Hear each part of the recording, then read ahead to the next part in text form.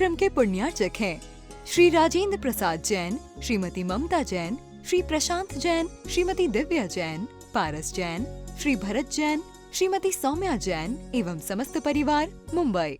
क्योंकि आपके ही माध्यम से जो ईंधन व्रतियों को, महाव्रतियों को दिया जाता है, वो महाव्रती महाव्रत का पालन करके मोक्ष मार्ग की रक्षा करते हैं। और आपका वो ईंधन किस प्रकार का होना चाहिए, ये भी मोक्ष मार्ग की रक्षा के लिए जानना आवश्यक है।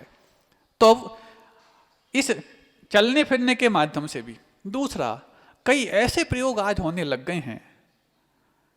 आप कभी भी देखेंगे, आपने कभी यदि गौर किया हो, जब लगातार आप पंखे के नीचे, कूलर के सामने बैठे रहते हैं तो भी आपके हाथ पैर टूटने लग जाते हैं। क्योंकि ये जो रोम छिद्र हैं, ये रोम छिद्र जब वर्षा ऋतु में बाहर के मॉइस्चर को भी एकत्रित करके यदि आप 2-3 दिन उपवास भी कर लो तो भी आपके शंका इत्यादि बराबर चलते रहते हैं। जब आप पानी पी नहीं रहे तो शंका कैसे जा रहे हैं? इसका मतलब ये रोम छिद्र के माध्यम से बाहर के वातावरण से नमी खींची जा रही है। तो जब नमी खींचती है तो वायु भी खींचता है, और वायु यदि खींची है, जिसका नाम वात है, तो वात अंदर यदि खींची जा रही है तो फिर वो आपके लिए दर्द पैदा करेगी। आज अधिकांश घरों में दर्द की बीमारियां ज़्यादा हैं। घुटने में दर्द, कमर में दर्द, माथे में दर्द, जॉइंट्स पेन, जोड़ों में दर्द, तमाम तरह के दर्द। ये क्यों हो रहे हैं? सबसे ज़्यादा पंखे के, कूलर के और एसी के आदी आप होते चले गए हैं। ये तो मतलब बिना खाए पिए भी शुद्ध भोजन कर रहे हैं तो भी आपको ये समस्या घिरे रही है, और उसके साथ साथ यदि अदवा तदवा भोजन कर रहे हैं फिर तो कहना ही क्या। शरद ऋतु में खट्टे भोजन से बचें, कल ही कहा था। खटाई से बचें, तेल से बचें। घी का सेवन तो कर सकते लेकिन तेल से बचें। लेकिन इन्हीं दिनों में सबसे ज़्यादा ये चटोरी जिह्वा परेशान करती है।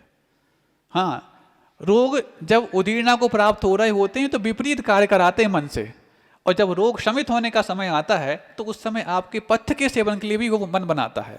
इसलिए पथ्य क्या है, अपथ्य क्या है, इसको जानना भी आवश्यक है। पथ्य मतलब जो सेवन करने योग्य है, और अपथ्य का मतलब जो सेवन करने योग्य नहीं है।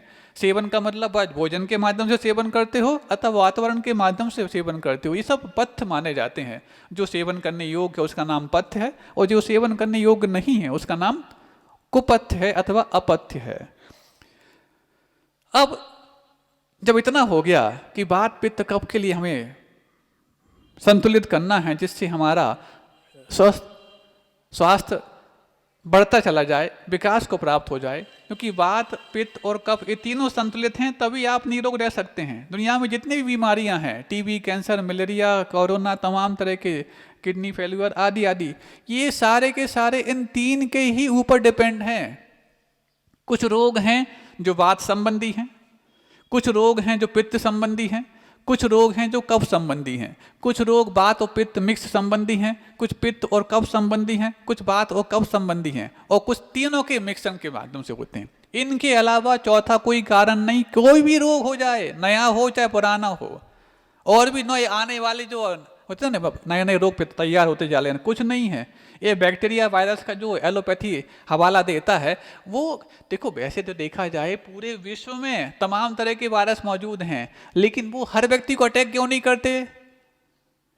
और उस प्रकार के वायरस ही अटैक आपको क्यों करते हैं? आपने अपनी प्रकृति उस वायरस के अनुकूल बना ली तो वो आपको अटैक कर देंगे। नहीं है तो टीबी के कीटाणु यहाँ भी हैं, तो सबके टीबी के मरीज बैठे हैं यहाँ पर।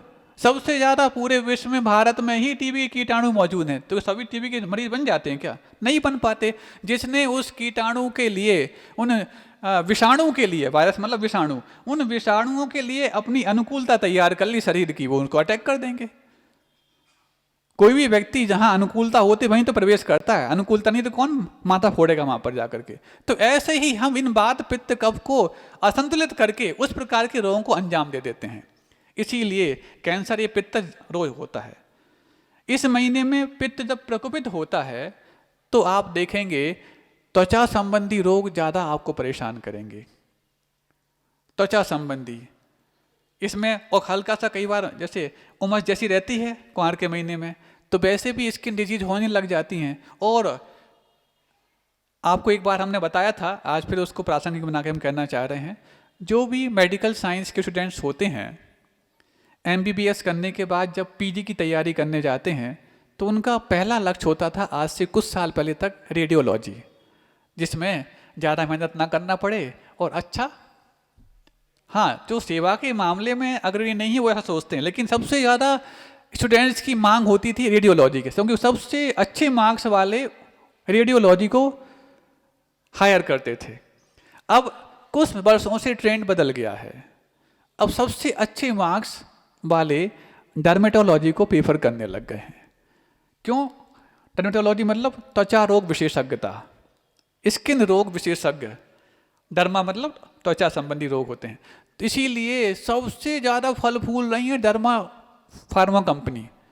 अब जो भी मेडिकल स्टोर चलाते होंगे उनको इस बात का बहुत अच्छे से ज्ञान होगा कि सबसे ज़्यादा क्यों आज के समय में खान पान, वातावरण का प्रदूषण, मन का प्रदूषण, इसके माध्यम से त्वचा संबंधी रोग सबसे ज़्यादा हो रहे हैं। इसीलिए ये जो फार्मा कंपनी है अथवा मेडिकल दवाएं बनाने वाली कंपनी है सबसे ज़्यादा आज प्रवेश कर रही हैं डर्मेटोलॉजी में। क्यों? आप उसी प्रकार का अपने जीवन के साथ जो कुछ भी सानिध्य हैं जोड़ते चले जा रहे हैं, इस कारण से प्रभाव उसका देखने को मिल रहा है। अब जो रेडियोलॉजी मतलब जिसमें MRI, CT स्कैन अथवा जो एक्सरे वगैरह होते थे उसके जो डॉक्टर होते थे वो रेडियोलॉजी के माने जाते थे। अब वो अच्छे मार्क्स वाले भी उसको सेकंड नंबर पर रखते हैं, पहले नंबर पर डर्मेटोलॉजी, लेकिन इसके मरीज सबसे ज़्यादा बढ़ रहे हैं तो हमें सबसे ज़्यादा फायदा इसमें होगा, इस कारण से। और क्यों बढ़ रहे हैं? क्योंकि आपका भोजन पान के प्रति नियंत्रण नहीं रहा, जीवन शैली के प्रति नियंत्रण नहीं रहा, उठने बैठने के प्रति नियंत्रण नहीं रहा। हम सिर्फ मात्र भोजन पान से ही स्वास्थ्य खराब करते नहीं, अपने व्यवहार से, रहन सहन से भी स्वास्थ्य खराब कर रहे होते हैं। मन के माध्यम से तो करते हैं, कई बार बोला कोई भी रोग उपजता मन में है, पनपता तन में है। मन में यदि कोई गांठ है तो शरीर में गांठ वाले रोग होंगे, कैंसर भी गांठ वाला रोग है, टीबी भी गांठ वाला रोग है, और भी कई सारे शिष्ट हो जाती हैं, वो सब गांठ ही तो हैं। ये गांठ क्यों हो रही हैं? क्योंकि मन की गांठ आप भुला नहीं पा रहे। इसलिए कह रहे हैं जब सामूहिक सौहार्द का वातावरण बनेगा तो मन की गांठें अपने आप घुल जाएंगी तो आप निरोग अपने आप हो जाएंगे। और यदि आपने अपने अपने गुट बना के रखे, एक गुट ही तो गांठ के लिए कारण बनते हैं। इसलिए ये आप व्यक्तिगत रोग से भी परेशान होंगे और सामाजिक रोग से भी ग्रसित हो जाएंगे। इसलिए अपने मन की गांठें खोलो।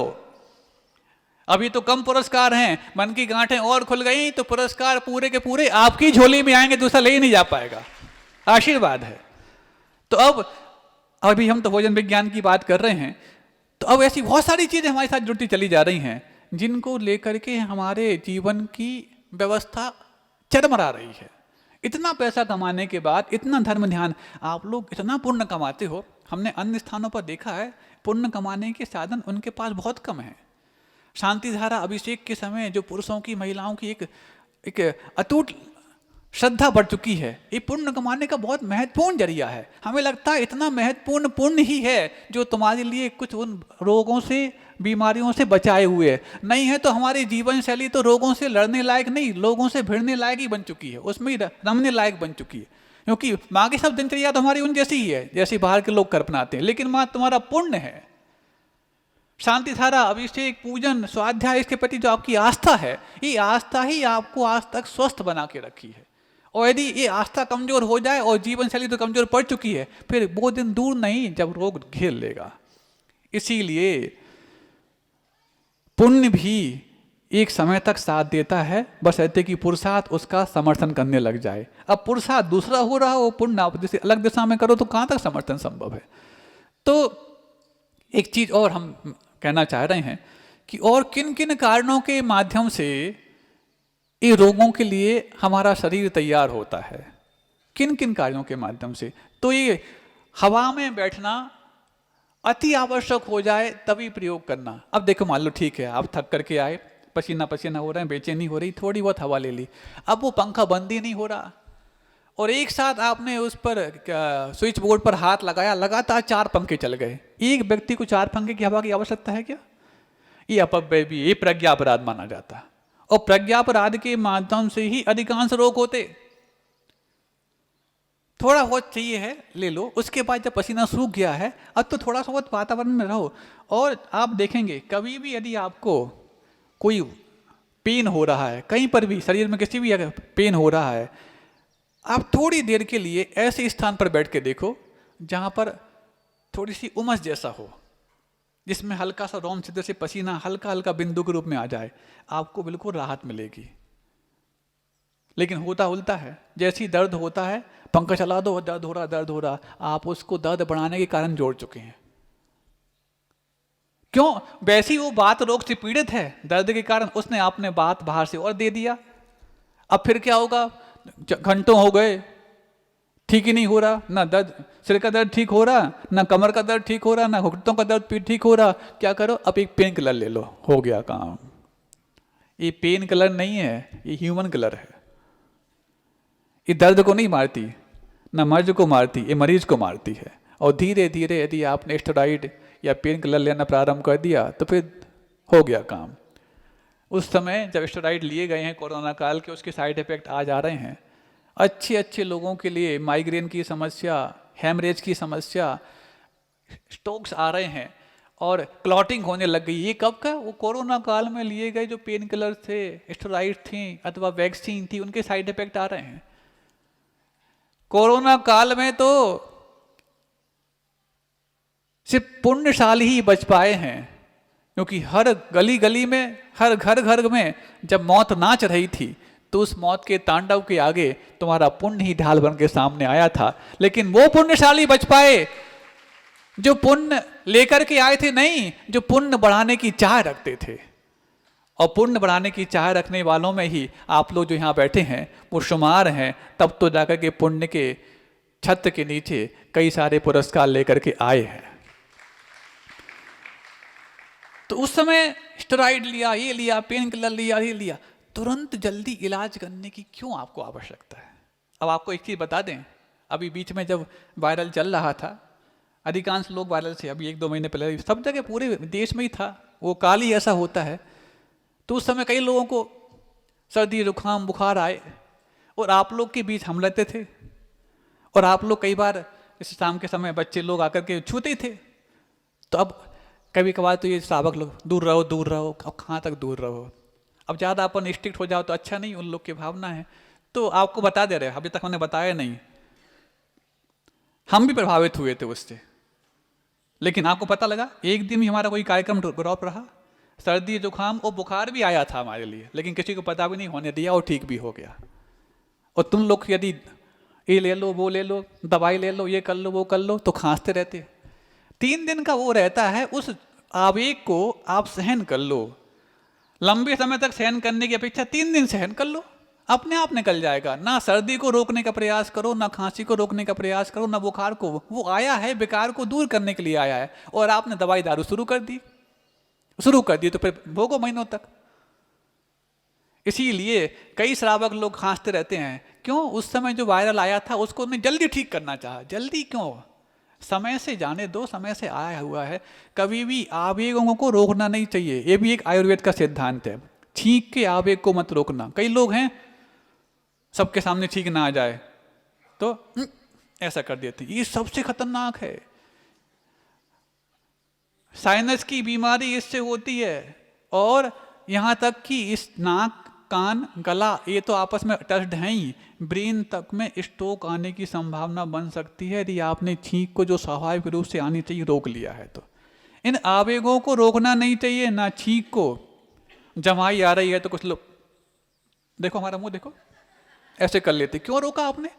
जमाई आई इसलिए है कि उस समय आपके शरीर को ऑक्सीजन कम मिल रही है, जो नाक के माध्यम से पर्याप्त नहीं पहुंचा पा रही है। तो लंग्स में अथवा और भी अन्य हृदय तक ऑक्सीजन पर्याप्त पहुंचने के लिए आपको अब ज़्यादा मुंह खोलने की आवश्यकता, इसलिए जमाई आई है। ये विज्ञान है पूरा, और आपने उसको रोक लिया। उस समय ऑक्सीजन कम लग रही शरीर को, और वो लेना चाहता मुंह फाड़ करके। हाँ ठीक है, कोई जीव जंतु ना जाए तो हाथ पे दूर ऐसा रख लो, लेकिन आपने गया, ये एक नया रोग तैयार कर लिया आपने। छींक आ रही है, ऐसा कर लिया, ये नया रोग तैयार कर लिया। छींक है, जमाई है, खांसी है, और भी कई आवेग होते हैं। मलमूत्र के वेग को भी रोकना खतरनाक होता है। आज किडनी संबंधी रोग क्यों होने लग गए? ना आपको भूख प्यास पहचानना आता, ना आपको शंका आदि के वेग पहचानना आता। बैठे हैं, घंटों बैठे हैं, समय दिन में कम से कम 6 से 8 बार लघु शंका का प्रयोग होना चाहिए। 6 बार तो कम से कम है ही, कौन कितने बार जाता है। और नहीं होता तो फिर बहुमूर्ति का रोग हो जाता है, उनके लिए फिर कई बार जाना पड़ता है। सिस्टम खराब हो गया तो खत्म। इसीलिए अब घंटों तक बैठे हैं टीवी के सामने, मोबाइल के सामने, पता नहीं रहता क्या हो रहा है, ना भूख का पता है ना शंका इत्यादि का पता है। तो फिर रोग, ये किडनी संबंधी समस्या होने लग गई, पेट संबंधी समस्या होने लग गई। ये होने का परिणाम फिर जब तन ही स्वस्थ नहीं है तो मन स्वस्थ कैसे होगा, और मन स्वस्थ नहीं है तो चेतन को स्वस्थ करने वाले धर्म, ध्यान और मोक्ष मार्ग पर आने का विचार कैसे होगा। अच्छे अच्छे व्रती लोग हमने देखे जो आगे बढ़ने की भावना से व्रत लिए, लेकिन अब क्या करें, शरीर साथ नहीं देता। व्रत लेकर के आगे बढ़ा करके उसमें दोष लगाने की अपेक्षा तो रुक जाओ। मतलब आपका स्वास्थ्य आपके मोक्ष मार्ग के विकास में कितना बड़ा सहयोगी है, और स्वास्थ्य को ठीक करने के लिए आपकी जीवन शैली का ज्ञान और भोजन विज्ञान का ज्ञान करना कितना सहयोगी है। इसीलिए यहाँ पर मोक्ष मार्ग आपके इस विवेक पे डिपेंड हुआ है। हम 2 दिन से बात कर रहे हैं, हो सकता है आज भी बात पूरी ना हो पाए तो आगे भी बढ़ा सकते हैं। आप लोग बोर तो नहीं हो रहे? हो तो कोई दिक्कत नहीं है। जब मोक्ष मार्ग के लिए सारी बातें कही गई हैं, अध्यात्म की बातें भी कही जाती, कर्म सिद्धांत की बातें भी कही जाती, आचरण की बात भी कही जाती, करुणान योग की, चरणान योग की, प्रथमान योग की बात भी कही जाती, तो इसकी बात कहना भी आवश्यक है। ये तो मूल है, इसको यदि आप भूल जाओगे तो फिर मोक्ष मार्ग के चूल तक कैसे पहुंच पाओगे। तो और कौन कौन सी चीजें हैं, ऐसे कई हमने उपकरण अपने साथ जोड़ लिए हैं जिससे रोग आमंत्रित किए जाते हैं। इसमें तो कई बार कहा, इंडक्शन कॉइल है, माइक्रोवेव है, और भी कहना चाहिए इलेक्ट्रॉनिक आइटम बहुत से आने लग गए। अब तो पता नहीं कहाँ कहाँ से कौन कौन से कबाड़ लिए आप लोगों ने। और इसके साथ साथ एक और नाम याद नहीं आ रहा उसका, बता देंगे याद आएगा तो। अब और रेफ्रिजरेटर के माध्यम से जो आप फल सब्जी की उम्र बढ़ाते हैं, उसकी उम्र बढ़े ना बढ़े अपनी उम्र घटाते हैं। थोड़ा बहुत प्रयोग करना, हर चीज जो भी आई बाजार से और रेफ्रिजरेटर में ठूस दी। इस कार्यक्रम के पुण्यार्चक थे श्री राजेंद्र प्रसाद जैन, श्रीमती ममता जैन, श्री प्रशांत जैन, श्रीमती दिव्या जैन, पारस जैन, श्री भरत जैन, श्रीमती सौम्या जैन एवं समस्त परिवार, मुंबई।